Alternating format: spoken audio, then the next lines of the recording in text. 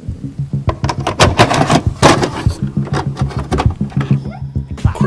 the first one to do that. I bet you never knew that. Back like a tailbone. Who you got the tail on? If it ain't about me, about whole D, about face. If you ain't on higher, learn it. The soda in the pot and the fire, burn it. This shit is so dope. You might wanna be my guest. This shit is so dope. You might wanna be my.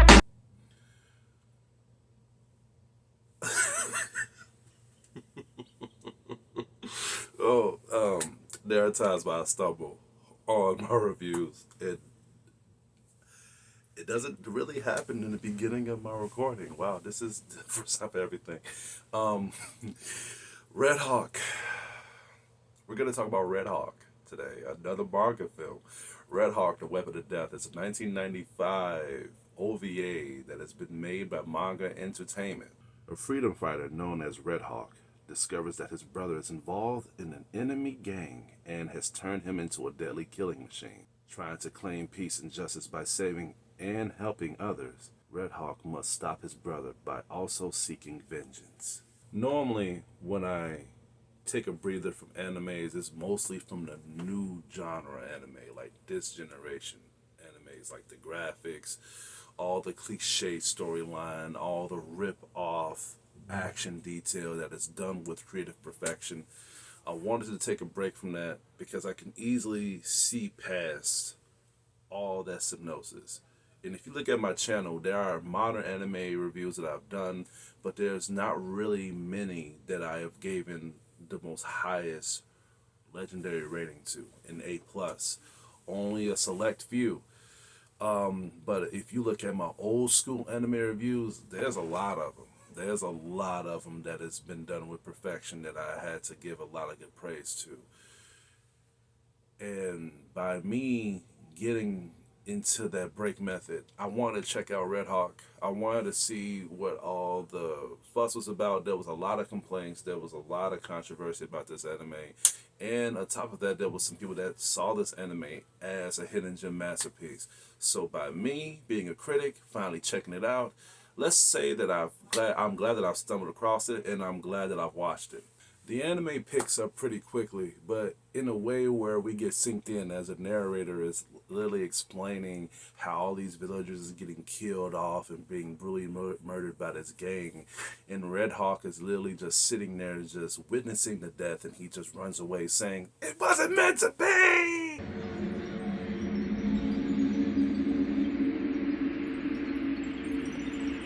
This is not as promised.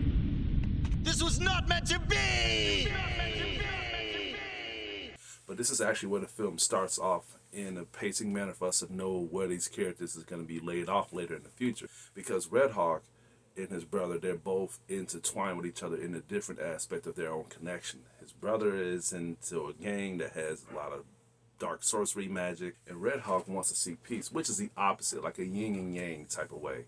But his brother wants to do the exact same thing, but by him being in this gang, they're making it hard for him. So by him trying to help his brother out in a secret manner, and Red Hawk literally abandoning his need by him leaving and abandoning the whole gang itself, they decide to punish his brother by giving him this type of serum that makes him a darker and a more demonic person. Here, Mokyung, one swig of this potion and your heart will feel no guilt. Drink. But I'll become a demon if I swallow that. I won't drink it. Come now, a little Mar-Young Shindan won't hurt you.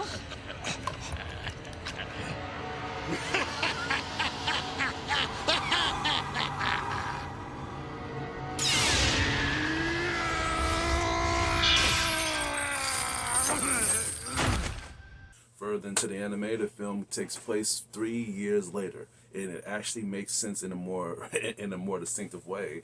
It's pretty cliche. Lord Seabug is trying to claim the whole island, the whole area, and by doing so, he is trying to make his whole gang leaders be very diabolical, be very threatening and imposing, and at the same time trying to find Red Hawk that is being aware of their own ambitions. I'm actually surprised of how good this anime sounded in English.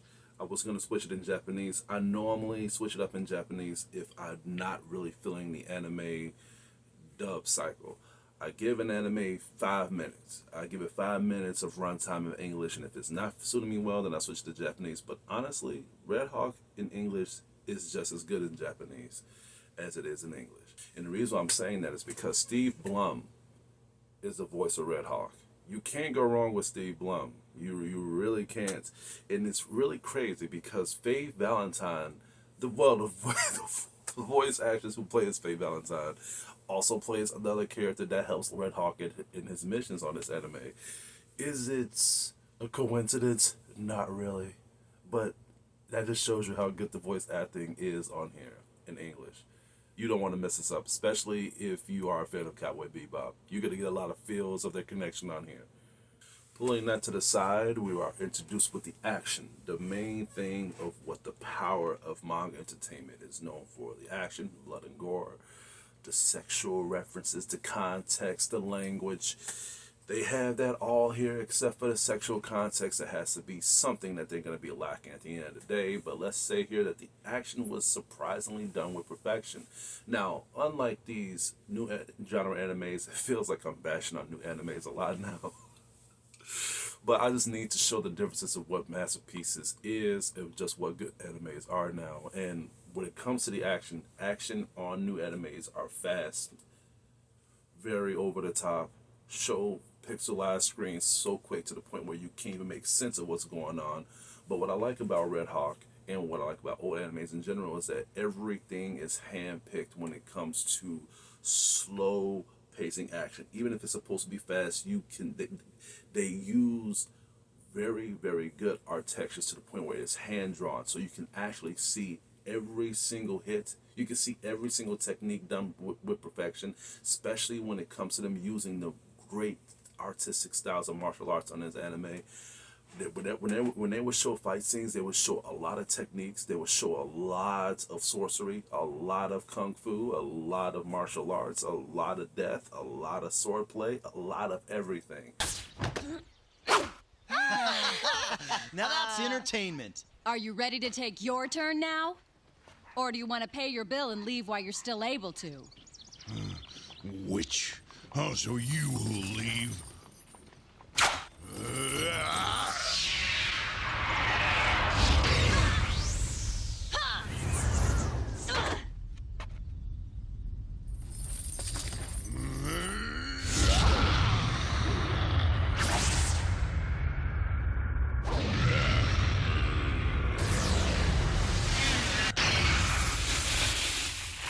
Why, you bitch! And when it comes to Red Hawk,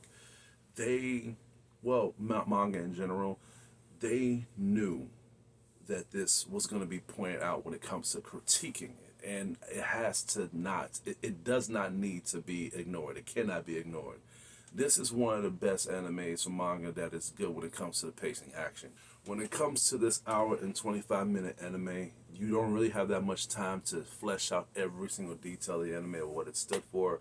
But the character development was done with perfection. I thought it was very good. It was enough for me to get pulled into the characters' motivations, and it let me be on the edge of my seat when these characters was beginning to literally fall in battle or when the lives attacked against them. But major kudos to one of the main characters that I end up liking in this anime more than Black Hawk in a way, and that has to be Young Lung. All she is that she tries to do the exact same thing that Red Hawk does, but at the same time, she has gone infatuated with Black Hawk by her needing help, by the odds getting stacked against her, by her explaining why she likes Red Hawk so much, as she was literally on the verge of death, and Red Hawk just saved her life. I hadn't realized until then what a foolish mistake that was. So superior were their abilities that I couldn't lay a finger on them. I had no choice but to surrender myself to their mercy. Suddenly, without warning, a crimson hawk appeared from the sky and flew close overhead.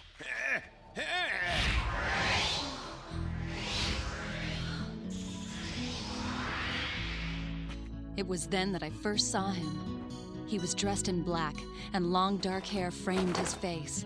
His cloak waved in the wind like a banner. You will pay for your insolence, Birdman. Let's go. Without uttering a word, he had saved my life.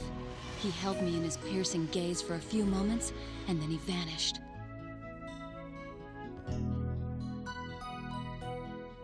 Ever since that time, I've longed to see him once again and meet the man known as Red Hawk. I feel it's important to meet him again. I know it's destiny. Uh-huh. Destiny, my foot, you're in love.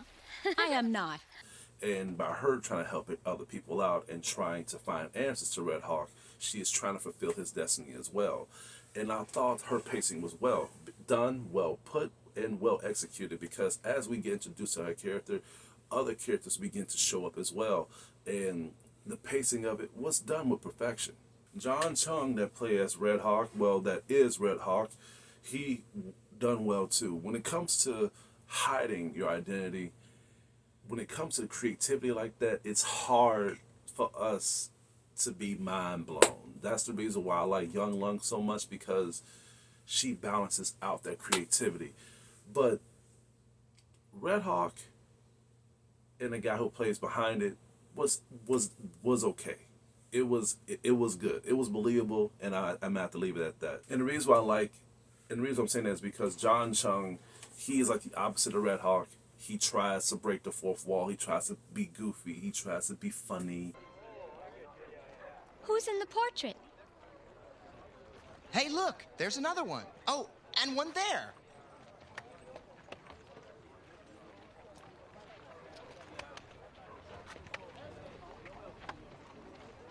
They are portraits of Lord Sabong.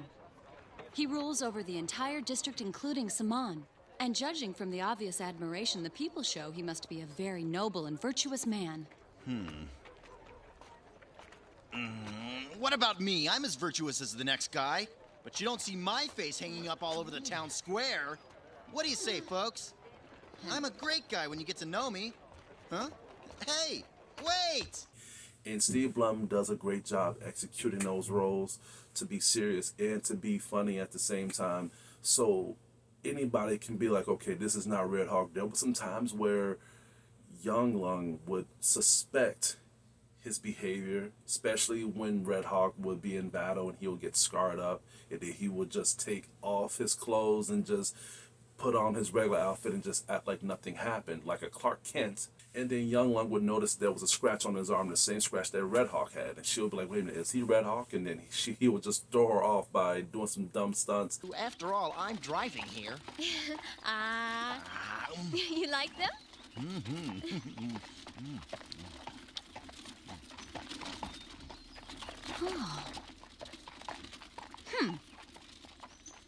What, something wrong? Huh? Oh, no, it's nothing. Look, that little girl's in trouble! Gotcha! Chun-Chun!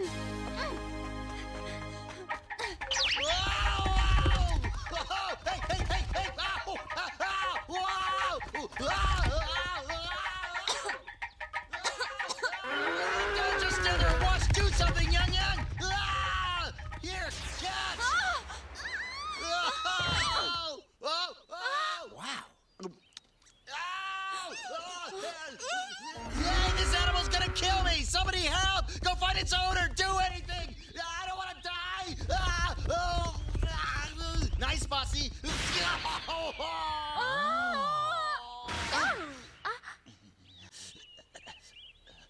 How absurd of me to think that he might be Red Hawk. So it's cliche, but at the same time, back then, people would still be entertained with that type of gesture.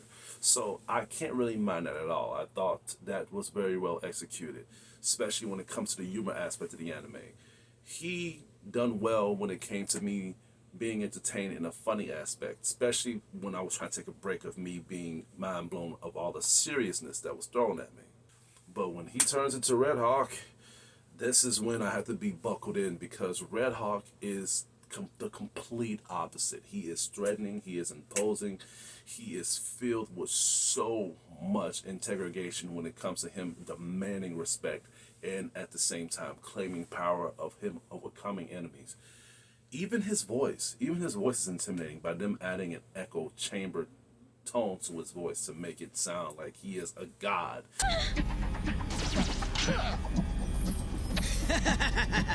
You'll die first.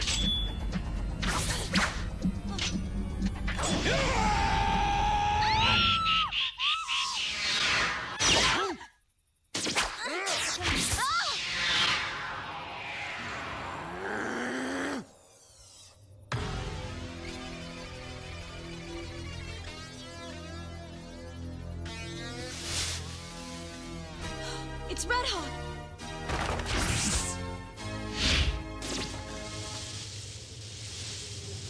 So, you're the famous Red Hawk I've heard all the stories about. Kill the fool! You inflict pain on those who are vulnerable. I will inflict punishment on those who are evil in the name of heaven. Yeah, and they even had like a jazzy theme song to his appearance. I actually like that a lot. When it comes to manga, they do well with their soundtrack. In Red Hawk, I keep saying Black Hawk. I don't know why I keep saying Black Hawk. I'm thinking about sports. I don't even watch sports, so that's even crazier. But manga do well with their soundtracks. I don't think there's one manga film that's bad with their soundtrack. Even the least favorite films like X, they're good with their little jazzy mixture tone of their soundtrack of their animes. Red Hawk is threatening and imposing for a reason. And it's not because he is trying to overcome the enemies by just fear and fear alone, but because he has to. Because these enemies are no spring chicken. These enemies are deadly. These enemies are really powerful. There was some times where I really feared for Black Hawk's life. I did it again. There was times I really feared for Red Hawk's life. There were times where the enemies really would try to trick him, put him in big traps, or at the same time there'll be one enemy that'll be enough to oppose him and try to kill him off.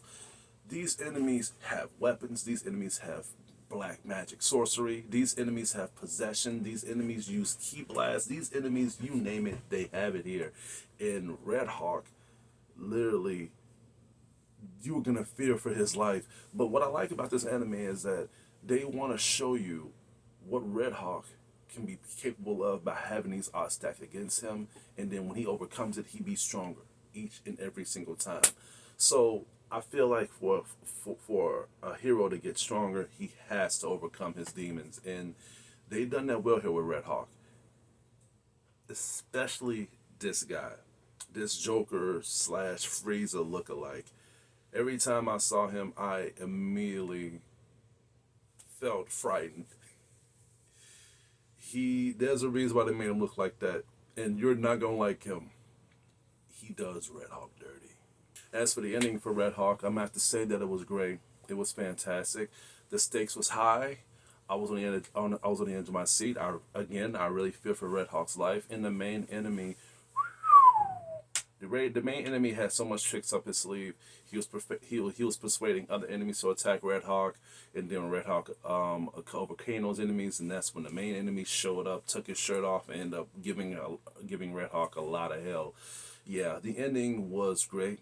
It really felt like they can continue off the franchise, but at the same time, when it comes to manga, they normally end it like this. They normally end it with a big cliffhanger trope. I don't know if it's because they have a continuation to the manga series, or at the same time, they're just doing it just so they can have the viewers having their own mindset of how things did end in their own point of view, which I did not mind, of course. He also confronts his brother at the end, too, and this is actually the emotional weight part of the whole anime series. After him getting stronger, after him obtaining so much of his powers and controlling them, and just awakening into the real Red Hawk himself, all this was just to buff him up and make him prepare for his brother. And I'm going to have to say, this had to be like one of the most... I cried. Aww. I did. I cried a lot. And I tried to work on my sentimental state. But when it comes to this, it felt like it was challenging me as well. So a big warning to people who don't like it when family members turn on each other. They're going to have that here, especially when it comes to their life being at stake. My only issue with this anime is that the fact that this anime is lacking consistency of the art material. Now, I did say that they have done well with the art style, the action, but there were some times where I will look into this anime and sometimes the art style of the cinematography will be really, really bad. Like Red Hawk's eye will be bigger than the other, and then there were times where even the action was a little lacking when it comes to some effects. Like there were times where Red Hawk would get punched in the stomach so hard, and he would bleed out water. That didn't make any sense to me. And now some people said that back then when it came to manga censoring certain animes in different regions, they would replace the blood with water. Even Fist of North Star is guilty of the same thing. They just blurred it out with a bright color of white, which, and I kind of didn't mind that because they would show like the bodies in a shadowy form, just like with a Kill Bill type of state. But I feel like I'd rather have that than Red Hawk bleeding water. I just felt like that was cringeworthy. I was like, I don't know. Will I give that a flaw? Maybe I need to watch the uncoverage if they have it there, but it was something that I need to point out. Overall, this was a good hour and 25-minute ride for me. It was an entertaining anime, and at the same time, I really did learn some little things of this anime when it comes to just holding your potential and using it in a way that it see fit. I know that sounds corny, but by me that has a lot of things on my plate, I like to flesh it out sometimes. But what Red Hawk has taught me was that things happen for a reason, so don't flesh out your potential until you know the right moment. And for people who watch a lot of old school animes and genres like this, they can agree that these animes always have like a subliminal message or like a good little learning curve, so people can always know what's ahead of them. Even Naruto was guilty at this whole thing too. I like animes like this, and for those who are looking for a hidden gem or just an old anime to watch so they can take a break from these new modern animes today, Red Hawk is something that you don't want to pass up on. Check it out. I'm gonna have to get Red Hawk an A. I took longer than I expected from this review. I try not to do that, but for something that has so much potential, I cannot ignore the package of what the anime has. So forgive me on that. Other than that, that's all I have to say today. Please stay tuned for my upcoming reviews and videos. Headed your way. This is Hugo, your critic teacher. You guys have a good day.